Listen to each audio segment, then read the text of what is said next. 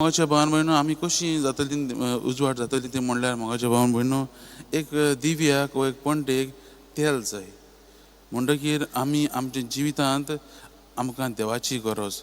देवान आमकां बरेंपण दिल्लें आसा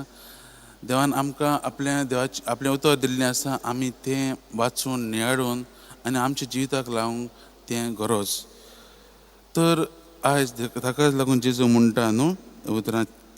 म्हणटोच तुमी कशें आयकतात ते विशीं चतराय दवरात हें आमकां सगल्यांक एक आव्हान कशें एक चॅलेंज कशी की आमी देवाचें उतर वाचून तें नियाळून तें आमच्या जिविताक लावंक आनी आमच्या जिवितांतल्यान देवाकूच आमी दुसऱ्यांक दिवंक आमकां आयजचें हें आयचो हो शुभ वर्तमान आपयता